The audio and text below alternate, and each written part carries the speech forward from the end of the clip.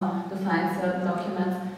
Before they always had to ask this person, then they were referred to another person, and it took sometimes several days to find a certain document. And now with this structure, everything can be found very easily and in one way.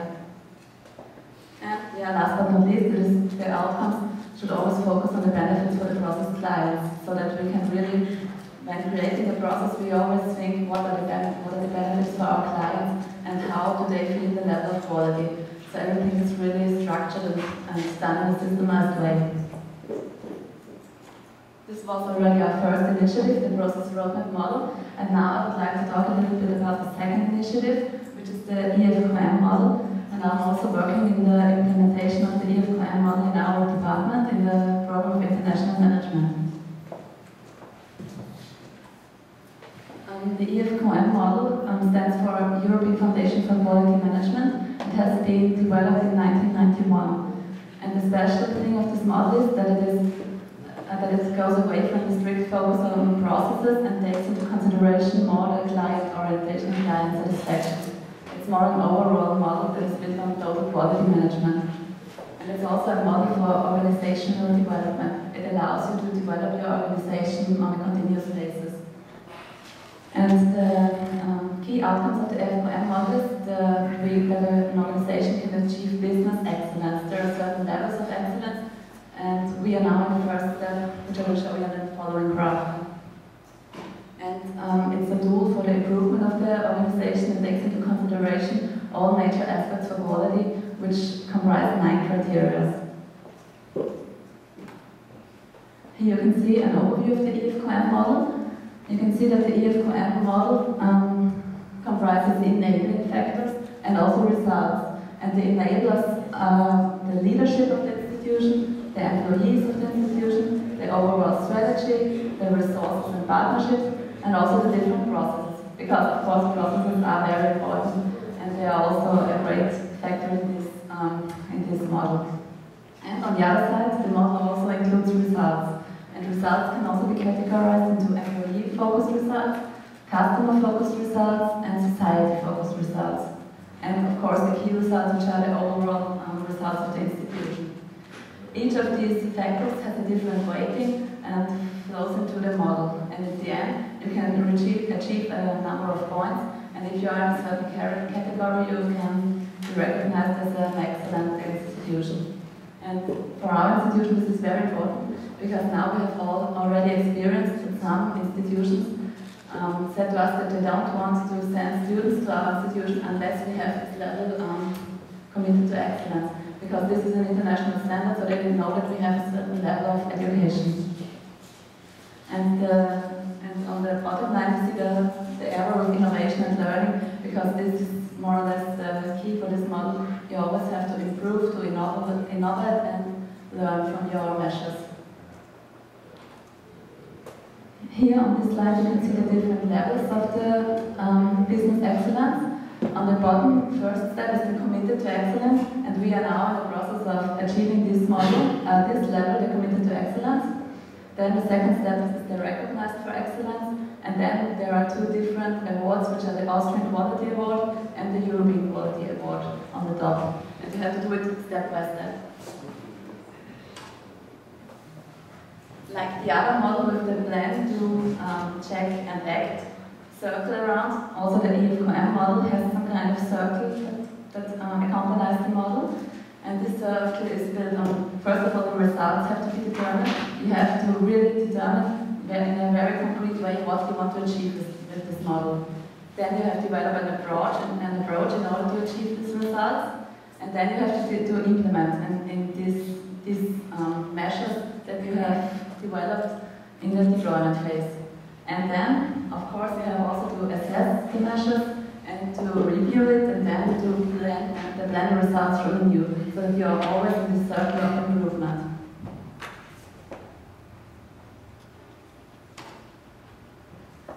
So, if you now might wonder yourself, why EFQM? The reason for this is that, of course, we are obliged to do it somehow, because otherwise maybe other institutions want to stop the cooperation with us unless we have this certain level of excellence.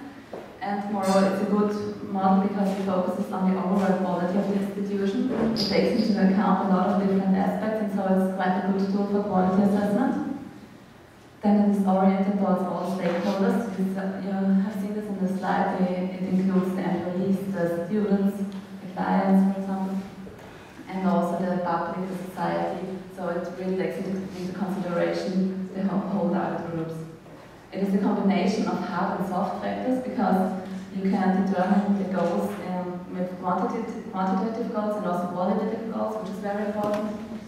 And it can, here it says it can be applied without extensive external consulting and external help. And to a certain degree this is true, but nevertheless I have to really confess that it is quite a lot of work and that you need some external consultants in some steps, but it's more or less easy compared to other methods. And of course the radar logic that you saw before, the circle, allows continuous improvement, so it's very good. And here, on the bottom of the slide, you see the results of a study from the University of Leicester that points out that all institutions that have successfully implemented this model could improve the performance in short and long-term periods. At least the study says so, and we hope that we will also achieve these results when we have implemented the model. Here on this slide you can see the process of this AFQM model evaluation. First, each institution is obliged to do a self-evaluation, and I will also in the end hand you out the documents that were used for this institutional evaluation for the workshop. Then an external auditor comes to do an external evaluation. Then you have to provide a statement on this report and on this evaluation report, and when the evaluation report is approved, the results are published and you achieve your level of excellence. And here the evaluational fields are outlined once again. It takes into consideration the strategy and organization of the institution, the quality assurance, student studies in teaching, then research and development, staff in teaching and research and development, the internationalization, and of course infrastructure and financing. And all these aspects should be considered in this quality management model. Now I would like to give you some insight in our own realization of this model in our study program. We have now implemented the pilot project committed to excellence with selected study programs. Our overall institution has more than 30 study programs, it's 36 programs, and now about 10 study programs are participating in this pilot project. In the course of this pilot project implementation, each study program is obliged to realize 3 quality measure projects. And we in our program of international management have realized 1 project in teaching, which deals with the facilitation of the study entry phase. This means when new students come to our institution, we offer now team building seminars, we organize events for them so that they get to know each other better and that they feel more committed to the institution from the very first beginning. Then in research and development we have implemented a project which deals with the integration of students in research and development. We have done some presentations and workshops together with the students where they can be involved into R&D, and we also offer them to write their master and bachelor thesis in cooperation with our international project, so that they really feel the effect that we are doing in research and development on their individual studies.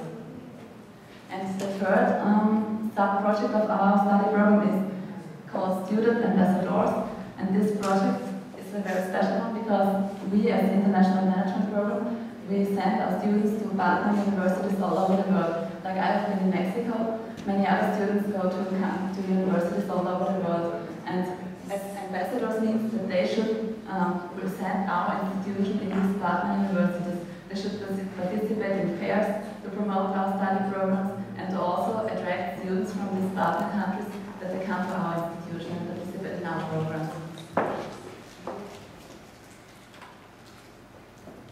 Yeah, and we also implement employee measures, as the employees are also an important asset of every institution, and the employee measures focus on the organizational health prevention. We have developed measures for the employees that support their health, for example, sports courses and also healthy meals in the cafeteria cafeteria, and everything that is related to the mental and physical health of employees. The time frame for this pilot project is from summer 2010 until spring 2011. Sorry, I just saw this is a mistake. It's from summer 2011 until spring 2012, because we are now already in the process of implementation, and in spring it will be evaluated by the external evaluator, and then we hope that we will achieve our commitment to excellence. Yeah, as this is a project dealing with financial management in universities, I would now at the end also like to outline the financial implications of quality measures. Of course, all these measures like the process roadmap model, the EFQM model, and the institutional evaluation cost a lot of money. It's really expensive and time-consuming to implement these measures, and so of course it leads to high costs. But on the other hand, it also, this kind of standardization leads to an increase in efficiency and also to a continuous improvement. And in the end, this is at least what we hope, we will have time savings through all these measures. And so finally, cost will be saved on the long run. I thank you now for your attention on this presentation, and I'm very happy to answer any questions that you might have.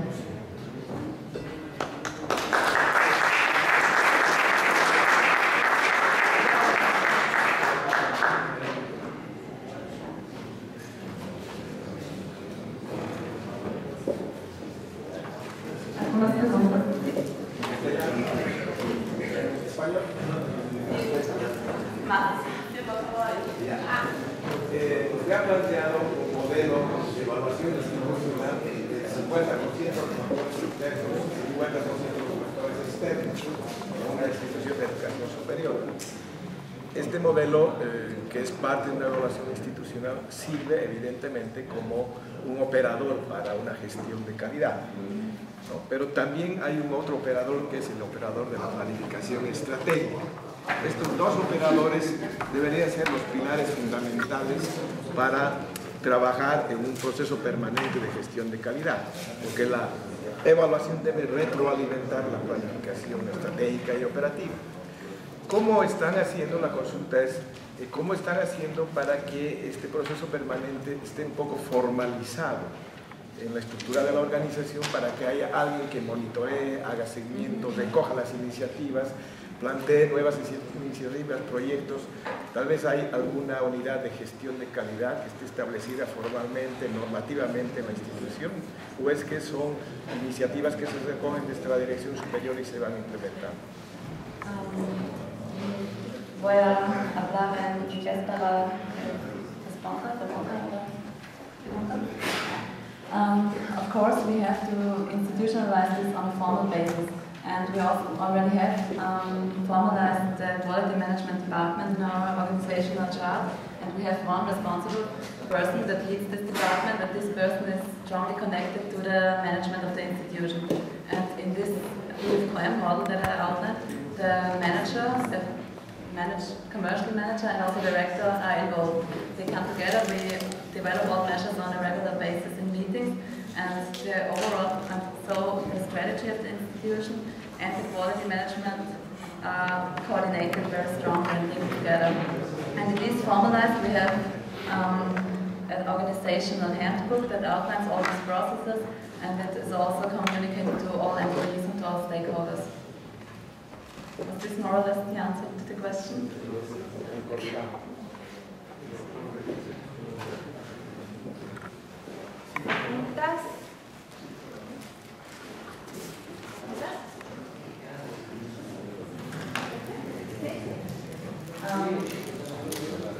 Quiero seguir con el taller sobre la gestión de calidad y he preparado algunas copias para ustedes. Las copias son como the self-evaluation based on the EFQM model, and they incluyen los factores más importantes para la evaluación de la institución. Y solamente sirve como una orientación para ustedes, porque pueden reflexionar